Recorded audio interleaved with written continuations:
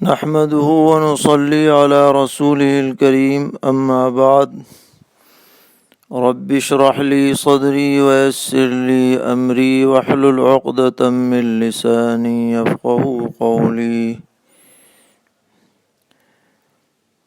محترم سامعین کرام، دینی رہنمائی کی 7ویں مجلس میں آپ حضرات کی خدمت میں سلام مسنون۔ السلام علیکم ورحمۃ اللہ وبرکاتہ پیش ہے۔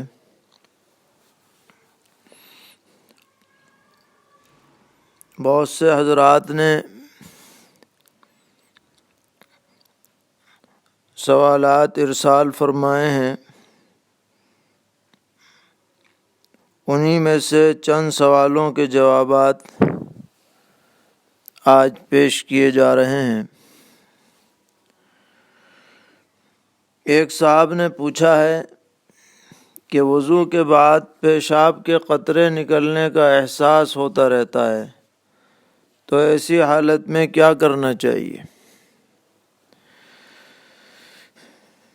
تو اس کا جواب یہ ہے کہ محض شک کا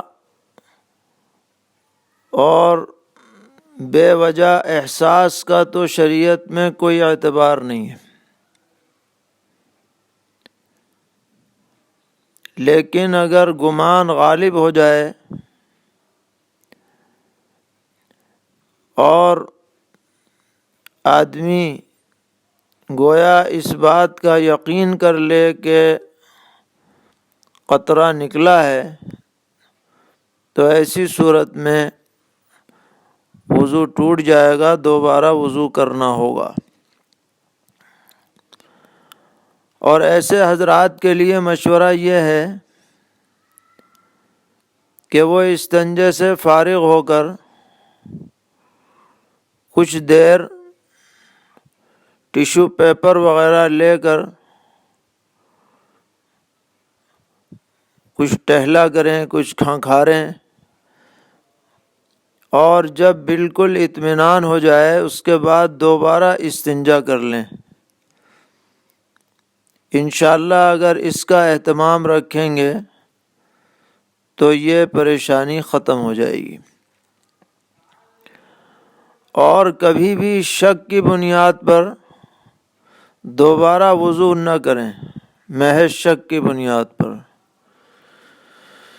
کیونکہ اگر شک کی بنیاد پر آدمی وضو کرنے لگ جاتا ہے تو شکی بن جاتا ہے، پھر اس کا وضو ہی پورا نہیں ہوگا۔ وضو کر کے آئے گا، پھر شک ہو جائے گا، پھر جائے گا، پھر شک ہو جائے گا۔ اسی لیے جناب رسول اللہ صلی اللہ تعالی علیہ وسلم نے باقاعدہ ہدایت فرمائی ہے کہ اگر تمہیں پیٹ میں کوئی گڑگڑاہٹ محسوس ہو تو جب تک کہ تمہیں یقین نہ ہو جائے، گمان غالب نہ ہو جائے، تم دوبارہ وضو کے لیے مت جاؤ، اور اگر نماز پڑھ رہے ہو تو نماز کو مت توڑو۔ تو شریعت میں شک کی حوصلہ افزائی نہیں کی گئی، وہم کا کوئی اعتبار نہیں ہے۔ ہاں اگر یقین اور گمان غالب تک کی بات ہو جائے تو حکم الگ ہوگا۔ ایک صاحب نے اسی سلسلے میں سوال کیا ہے کہ مجھ کو نماز میں شیطان پریشان کرتا ہے، وسوسے ڈالتا ہے، مجھ کو وہم ہوتا رہتا ہے، اس وہم کے لیے کوئی دعا بتلائیں۔ تو کثرت سے سورہ ناس پڑھیں، قل اعوذ برب الناس، اسی طرح اعوذ باللہ من الشیطان الرجیم، کثرت سے اس کا ورد رکھیں اور جی لگا کے نماز پڑھا کریں استحضار کے ساتھ، تو انشاءاللہ یہ پریشانی اللہ تعالیٰ دور فرما دیں گے۔ ایک صاحب نے سوال بھیجا ہے کہ جمعہ کی نماز میں امام صاحب سے 10 لوگوں نے جمعہ کا خطبہ سنا، ان میں سے 5 لوگوں نے تو انہی امام صاحب کے پیچھے نماز جمعہ ادا کی، اور بقیہ 5 نے دوسری جگہ جا کر بغیر خطبے کے جمعے کی جماعت کر لی۔ تو کیا ان بعد والوں کی نماز جمعہ ادا ہوئی یا نہیں ہوئی؟ یہ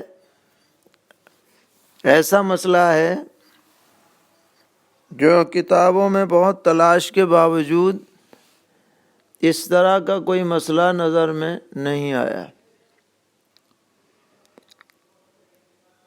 تو یوں کہا جا سکتا ہے کہ آج کل کی جو قیدیں ہیں نماز کی حکومت کی طرف سے کہ 5 آدمی سے زیادہ جماعت نہ کریں، یہ اس زمانے کا ایک جدید مسئلہ پیش آیا ہے۔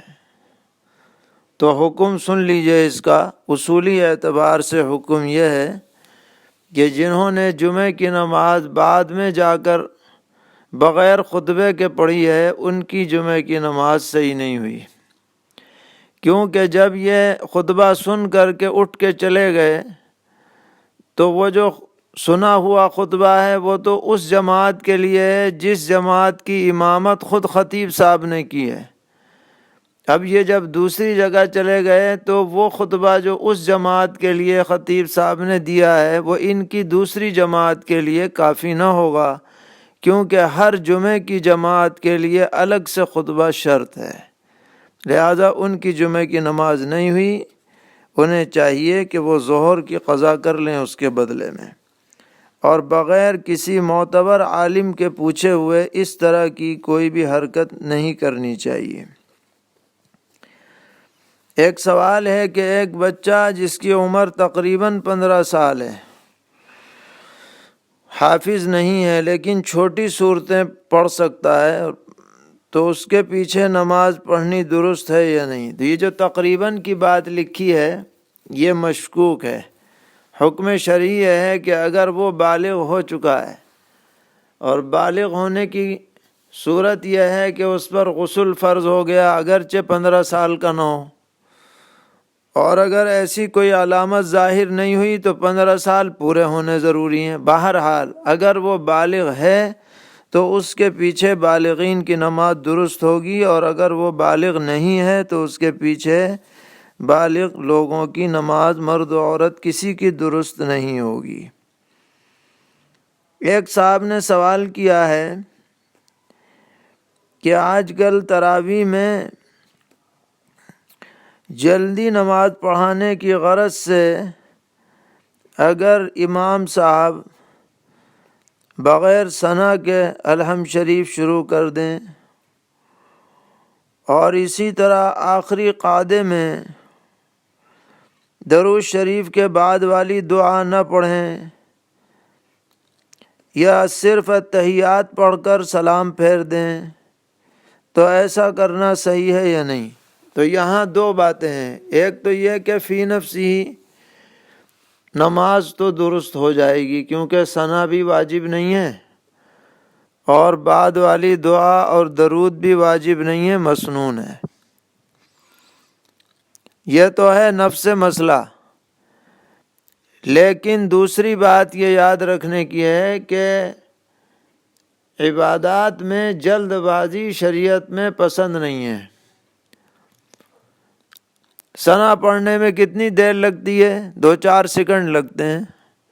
اسی طرح درود شریف دعا پڑھنے میں کتنی دیر لگتی ہے؟ لہذا ایسی جلد بازی کرنی ٹھیک نہیں ہے۔ اطمینان سے مسنون اور جو مستحبات ہیں ان سب کی رعایت کرتے ہوئے تراویح یا دیگر نمازیں ادا کرنی چاہیے، خواہ جلد بازی نہیں کرنی چاہیے۔ تراویح کے بارے میں ایک اور سوال ہے کہ امام صاحب 2 رکعت پر بیٹھنے کے بجائے کھڑے ہو گئے اور مقتدی کے یاد دلانے پر پھر بیٹھ گئے اور سجدہ سہو کے بغیر سلام پھیر دیا، تو نماز ہوئی یا نہیں ہوئی؟ تو نماز ان کی درست نہیں ہوئی، یعنی واجب الاعادہ ہو گئی۔ انہیں چاہیے کہ وہ 2 رکعت نماز کسی وقت ادا کر لیں، جتنے بھی لوگ ہیں اپنی اپنی 2 رکعت پڑھ لیں گے۔ اور یہ بھی بہتر ہے کہ اس میں جو قرآن پاک پڑھا گیا ہے وہ بھی دہرا لیں۔ صلاۃ التسبیح کے بارے میں ایک سوال ہے کہ تسبیحات شمار کرنے میں بھول ہو جاتی ہے تو کیا 4 نفل پڑھ کر 3 مرتبہ تیسرے کلمے کی تسبیح پڑھنا کافی ہوگا؟ یہ بات کل بتلائی گئی تھی کہ صلاۃ التسبیح میں اگر سبحان اللہ والحمد للہ ولا الہ الا اللہ واللہ اکبر پڑھنے میں کچھ کمی بیشی ہو جائے تو اس سے صلاۃ التسبیح پہ کوئی اثر نہیں پڑتا ہے، اس لیے یہ الگ سے اہتمام کرنے کی کوئی ضرورت نہیں ہے۔ ایک صاحب نے پوچھا ہے کہ تراویح میں پاروں کی ترتیب ضروری ہے؟ اگر ہم پہلا پارہ پڑھ کر 15واں پارہ بھی پڑھ لیں تو کوئی حرج تو نہیں۔ تو اس بارے میں یاد رکھنا چاہیے کہ نماز میں جو ترتیب ضروری ہوتی ہے وہ ایک نماز کی رکعات میں ترتیب ہے، یعنی مثلا 2 رکعت آپ تراویح کی پڑھ رہے ہیں تو پہلی رکعت میں جو قرآن پاک پڑھا جائے وہ شروع کے حصے کا ہو اور دوسری رکعت میں جو پڑھا جائے وہ اخیر کے حصے کا ہو۔ جب یہ 2 رکعت پر سلام پھر گیا تو یہ ترتیب کا معاملہ ختم۔ اب دوسری 2 رکعت کا آپ نے دوبارہ ارادہ کیا، اس میں آپ کہیں اور سے قرآن پاک پڑھ رہے ہیں مگر اس میں بھی اس کی رعایت رکھ رہے ہیں کہ پہلی رکعت میں شروع کا حصہ اور دوسری رکعت میں آخر کا حصہ، تو اس میں شرعاً کوئی حرج نہیں ہے۔ لہذا فرض کیجئے ایک آدمی نے اس طرح سے تراویح پڑھائی کہ 8 رکعت میں 15واں پارہ پڑھ دیا اور اس کے بعد 12 رکعت میں پہلا پارہ پڑھ دیا، کوئی حرج کی بات نہیں۔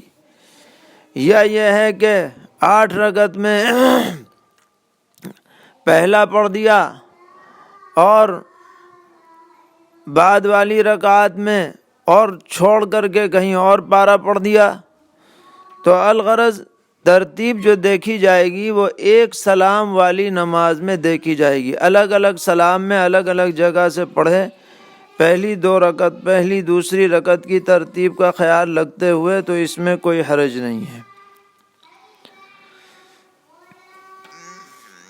ایک سوال یہ ہے کہ میں گھر سے عشاء کے وقت نکلا لیکن عشاء کی نماز نہیں پڑھی اور سفر کے لیے چلا اور 100 کلومیٹر پر جا کر کے میں نے عشاء کی نماز قصر ادا کی، تو اس طریقے پر میری نماز درست ہوئی یا نہیں؟ تو جواب یہ ہے کہ نماز درست ہو گئی، کوئی حرج کی بات نہیں ہے، چونکہ آپ مسافر ہو چکے ہیں۔ روزے کے بارے میں پوچھا ہے کہ روزے میں پیلو اور نیم کے علاوہ دیگر کوئی مسواک کی جا سکتی ہے یا نہیں؟ تو اس کا جواب یہ ہے کہ روزے کی حالت میں ہر طرح کی مسواک کرنے کی اجازت ہے، پیلو کی ہو، نیم کی ہو، زیتون کی ہو یا اور کسی چیز کی ہو، مسواک کرنے میں کوئی حرج نہیں۔ حتیٰ کہ فقہا نے یہاں تک لکھا ہے کہ اگر تر مسواک ہے نیم کی تو اس کو بھی روزے کی حالت میں کیا جا سکتا ہے۔ ایک صاحب نے پوچھا ہے کہ حلق سے اس طرح خون آ رہا ہے، کبھی خون غالب ہے تھوک مغلوب ہے، کبھی خون مغلوب ہے تھوک غالب ہے، تو ایسے شخص کے روزے کا کیا حکم ہے؟ تو اس میں یہ دیکھا جائے گا کہ اگر حلق کے اندر خون جانے کا گمان غالب ہو جائے تو روزہ ٹوٹے گا، اور اگر نکلے بغیر اندر سے اندر لوٹ گیا، حلق ہی سے منہ تک نہیں آیا، تو یہ خود مریض کے اپنے احساس کی بنیاد پر ہے۔ اگر اس کو ایسا احساس ہو رہا ہے کہ منہ تک آ کر کے پھر لوٹا ہے واپس، اور وہ خالص خون تھا اور غالب تھا وہ تھوک کے اوپر تو روزہ ٹوٹے گا، اور اگر معمولی ہے، مغلوب ہے، تو گویا کہ اس کی رائے پر اعتبار ہے۔ اسی میں ایک سوال یہ ہے کہ اگر کسی مریض سے مسلم ڈاکٹر اس کی مرض کی بنیاد پر روزہ توڑنے کو کہے اور وہ روزہ توڑ دے تو اس پر صرف قضا لازم ہوگی یا کفارہ بھی لازم ہوگا؟ تو اس پر صرف قضا لازم ہے، کفارہ نہیں ہے، کیونکہ وہ مریض ہے اور معذور ہے۔ ایک صاحب پوچھتے ہیں کہ میں شوگر کا مریض ہوں، فی الحال روزہ رکھنے پر قدرت نہیں ہے اور کمزوری اتنی ہے کہ آئندہ قضا رکھنے کا بھی بظاہر امکان نہیں ہے، تو کیا کریں؟ تو جواب یہ ہے کہ اگر ایسی مجبوری ہے اور ایسا دائمی مریض ہے کہ اس کے ٹھیک ہونے کا بھی امکان نہیں ہے تو وہ فدیہ ادا کر سکتا ہے، اور فدیے میں ایک روزے کی طرف سے ایک صدقہ فطر ہے۔ صدقہ فطر میں ہمارے ہاں تقریباً 50 روپے کا اندازہ لگایا گیا ہے، تو ایک روزے کی طرف سے اتنے روپے کسی غریب کو دے دے۔ کوئی عورت حاملہ ہو تو رمضان میں روزہ نہ رکھ سکے تو بعد میں کفارہ دے گی یا صرف قضا کرے گی؟ صرف قضا کرے گی، حاملہ کے لیے رخصت ہے۔ زکوٰۃ کے سلسلے میں ایک سوال ہے کہ ایک شخص کے پاس 3 لاکھ روپے نقد ہیں، 5 لاکھ کا سونا ہے جو بچی کے شادی کے لیے رکھ رکھا ہے، اور ایک پلاٹ ہے جس کو فروخت کر کے مکان وغیرہ بنانا ہے، لیکن وہ 5 لاکھ کا مقروض بھی ہے، تو ایسی صورت میں اس پر کتنی زکوٰۃ واجب ہوگی؟ جواب یہ ہے کہ وہ اپنی کل مالیت کا حساب لگا لے اور اس میں سے 5 لاکھ روپے قرض کی رقم کو منہا کر دے، اور بقیہ جو بھی اس کے پاس مالیت بچے گی اس میں فی لاکھ 2,500 روپے کے حساب سے زکوٰۃ ادا کرے۔ ایک شخص ہر سال وقت پر زکوٰۃ نکالتا ہو تو کیا اس سال حالات کو دیکھتے ہوئے کاروبار کھلنے تک زکوٰۃ کو مؤخر کر سکتا ہے؟ ادائیگی کو تو مؤخر کر سکتا ہے، لیکن حساب جس دن لگاتا ہوگا اسی دن حساب لگا کے رکھ لے کہ میرے اوپر اتنی زکوٰۃ واجب ہے، پھر جب حالات درست ہو جائیں تو وہ پھر زکوٰۃ ادا کرے۔ ایک سوال ہے کہ کچھ لوگوں کو حکومت کی طرف سے مختلف جگہوں پر کوارنٹائن میں رکھا گیا ہے جس میں ہر طرح کے لوگ موجود ہیں، کیا ان میں زکوٰۃ کی رقم سے کچھ مال تقسیم کر سکتے ہیں؟ اگر وہ ضرورت مند محتاج ہیں، ان کے پاس بقدر نصاب مال نہیں ہے، یا مسافر ہیں اگرچہ گھر پر مال ہے مگر یہاں نہیں ہے، تو ایسی صورت میں ان پر زکوٰۃ کی رقم لگائی جا سکتی ہے، اور اگر کوئی شخص ایسا ہو جس کے پاس یہاں مال موجود ہو تو اس پر زکوٰۃ کی رقم نہیں لگے گی۔ ایک سوال یہ ہے کہ فطرہ کس کے اوپر واجب ہوتا ہے؟ تو فطرہ یعنی صدقۃ الفطر جو رمضان کے بعد عید الفطر کے موقع پر اپنی طرف سے اور اپنے ماتحت بچوں وغیرہ کی طرف سے مالدار شخص پر واجب ہوتا ہے، اس کو فطرہ اردو میں کہا جاتا ہے۔ تو اس میں بھی وہی سب شرائط ہیں جو زکوٰۃ میں ہیں، بس ایک شرط اس میں ذرا الگ ہے کہ زکوٰۃ کے لیے تو سال گزرنا مال پر ادائیگی کے لیے شرط ہوتا ہے، لیکن صدقہ فطر میں اگر عید کے دن صبح صادق کے بعد کوئی شخص اسی دن مالدار ہوا ہو اسی وقت، تو اس پر بھی صدقہ فطر واجب ہو جاتا ہے، سال گزرنے کی کوئی انتظار کی بات نہیں ہوتی ہے۔ پوچھا ہے کہ لاک ڈاؤن میں اگر عید تک یہ نہ کھلا تو گھر میں رہتے ہوئے عید سے پہلے صدقہ فطر کیسے ادا کریں؟ رمضان میں بھی آپ ادا کر سکتے ہیں، اپنے آس پاس رشتہ داروں کو، ضرورت مندوں کو، مدارس کو، ان سب کو آپ دے سکتے ہیں، اور چاہے کیش ادا کریں یا بینک اکاؤنٹ کے ذریعے سے ان تک پہنچا دیں۔ الغرض صورت جو بھی اپنائی جائے اپنا سکتے ہیں، رمضان میں ادا کریں یا عید کے دن ادا کریں، یا عید اس وقت موقع نہ ہو تو بعد میں بھی ادا کریں گے، کرنا تو ہو ہی، جس کے اوپر بھی واجب ہوگا، لیکن پہلے ادا کر دیں تو بہتر ہے۔ اعتکاف کے بارے میں سوال ہے کہ لاک ڈاؤن کی وجہ سے کیا گھروں کے اندر اعتکاف ہو سکتا ہے؟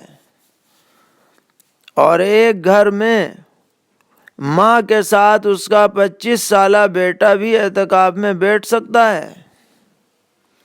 تو یاد رکھنا چاہیے کہ مردوں کے لیے اعتکاف کے واسطے ضروری ہے کہ ایسی مسجد میں اعتکاف کریں جہاں 5 وقتہ نماز ہوتی ہو۔ لہذا کسی بھی مرد کے لیے اعتکاف مسنون گھر کے اندر درست نہیں ہے۔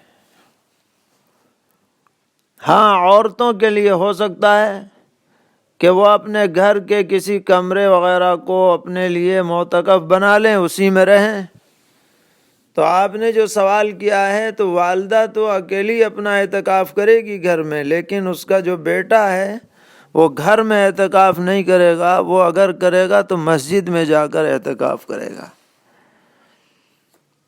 ایک سوال یہ ہے کہ معتکفہ عورت اپنے گھر کے ایک حال میں ہونے والی باجماعت نماز میں شریک ہو سکتی ہے؟ جس کمرے کو اس نے اپنا معتکف بنایا ہے وہ اسی میں رہے گی، اس سے باہر نہیں جائے گی۔ اگر اسی حال کمرے کو معتکف بنایا جس میں باجماعت نماز ہوتی ہے تو کوئی حرج کی بات ہی نہیں، لیکن اگر کسی اور کمرے میں ہے تو وہ اعتکاف کی حالت میں وہاں سے باہر نہیں جائے گی۔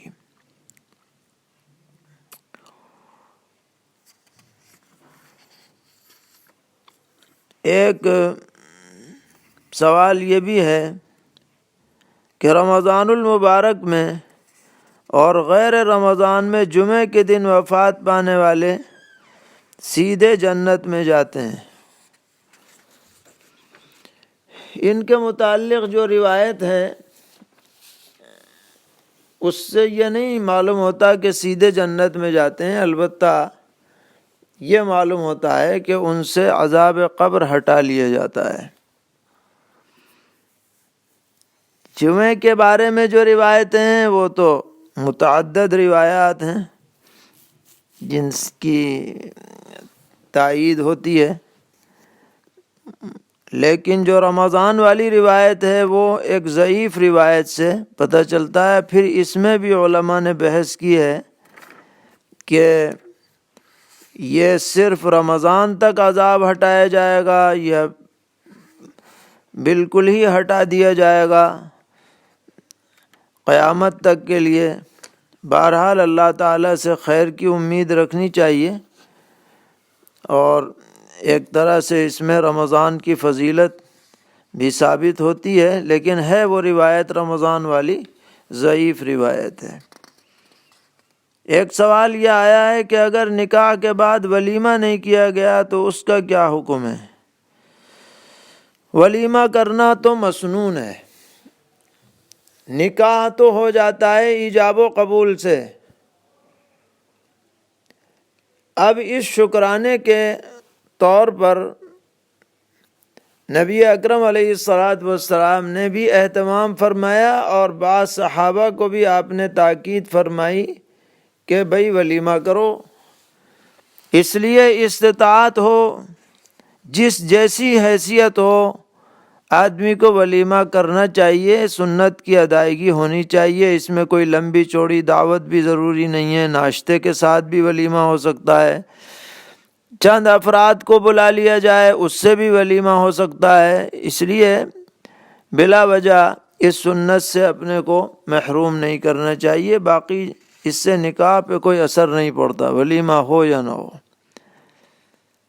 پوچھا ہے کہ عدت میں ہماری پھوپھی ذات بہن ہے تو پردے کا کیا مسئلہ ہے؟ عمر 60 سال ہے۔ تو یہاں ایک وضاحت ضروری ہے کہ لوگ یہ سمجھتے ہیں کہ پردے کا حکم تو بس عدت کے لیے آیا ہے، عدت کا معاملہ نہ ہو تو گھروں میں بے حجاب آتے جاتے ہیں، بے تکلف اٹھتے بیٹھتے ہیں، حتیٰ کہ ہنسی مذاق بھی کرتے ہیں، اور جہاں عدت کا نمبر آیا تو اتنا سخت پردہ کہ الامان الحفیظ۔ تو پردہ تو شریعت میں ہر حالت میں ہے، عدت کا حکم کوئی الگ نہیں ہے پردے کے بارے میں۔